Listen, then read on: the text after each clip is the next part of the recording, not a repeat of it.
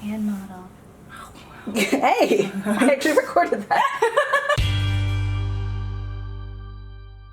Hello everyone, my name is Lisa and I'm the Viet vegan because I'm Viet and I'm vegan, and this soup isn't very Vietnamese. I mean, it is sort of, just minus the miso, but this is something that I make on my Instagram pretty regularly. I eat this probably at least once every 2 weeks, but I post about once a month and you guys go bananas every time, so I decided to make a video to show you guys how I make this super easy soup. There are a bunch of different variations. This one that I'm showing you here has spinach in it, but the one that I'm going to be making today has choy. So in this part, I've chopped the stems separately from like the leaves because they cook a little bit longer, and I've used tofu, just like regular tofu instead of the fried tofu that I put on my Instagram a lot. For the full measurements, you can find it in my blog post linked down below on thevietvegan.com. So let's just start cooking. As you can see, I've added some grapeseed oil to the pan, and then I'm going to be adding the whites of a green onion or a scallion or whatever you want to call it. Today I have my friend Jess being my lovely hand model. So she's a little aggressive with the onions. You don't need to be that aggressive, just got to fry them up a little bit and then add some water. So here I'm adding 5 cups of water because we're making soup for 2 of us.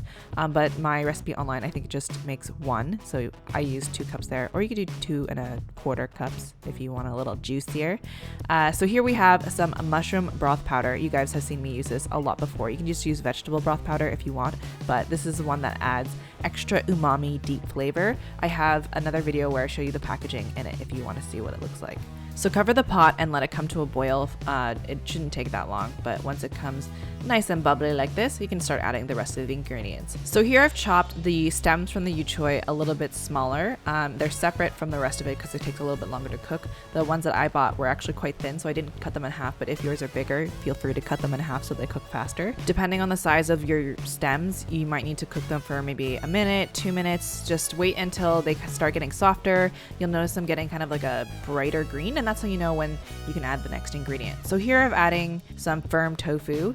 It's just cubed up. You can use fried tofu, you can use extra firm tofu, you can use edamame beans instead. This is just the protein that I decided to add to this soup.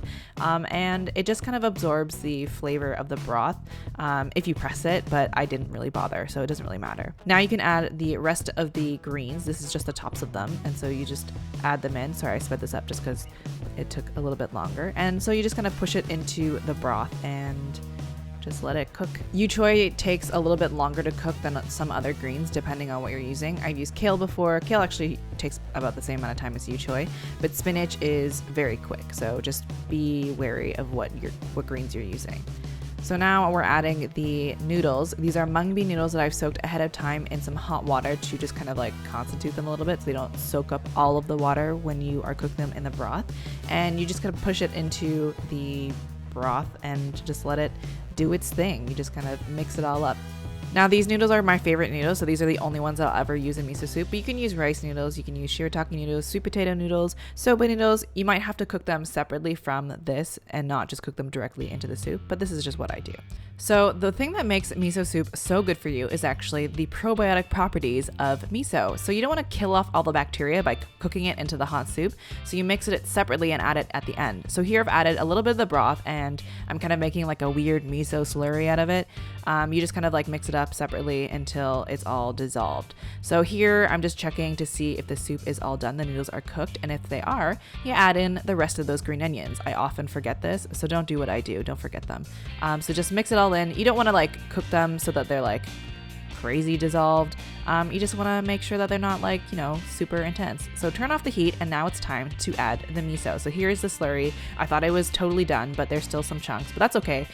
You just kind of mix in the chunks after. I find it easier to do this separately outside of the pot than it is in the pot, because the smaller chunks are easier to dissolve in the pot, but one giant chunk just kind of gets lost, and nobody wants a mouthful of miso.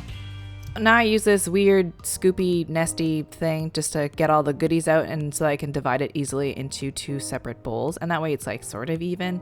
If you're just making this for one person, obviously you can just dump it all in one bowl. Obviously you would have half the amount, but it just makes things a little bit easier. But I had Jess come and we filmed a couple of videos, so stay tuned for that. We have a mukbang talking about veganism and waste and trying to be more environmentally friendly and stuff like that, so stay tuned for that video. But yeah, so I have this ladle and I'm just laying out the extra goodies. It makes a little bit less of a mess, and garnishing with some sesame seeds, because sesame seeds make everything better and tastier and more delicious, and as Mommy Tang says, protein. But yeah, anyway, this is the soup. It is something that I make pretty regularly, and I hope you guys enjoy it. So if you guys want the recipe, it's linked down below. Thank you guys so much for watching, and I hope you guys have a delicious day. Bye. Yes. Scoot.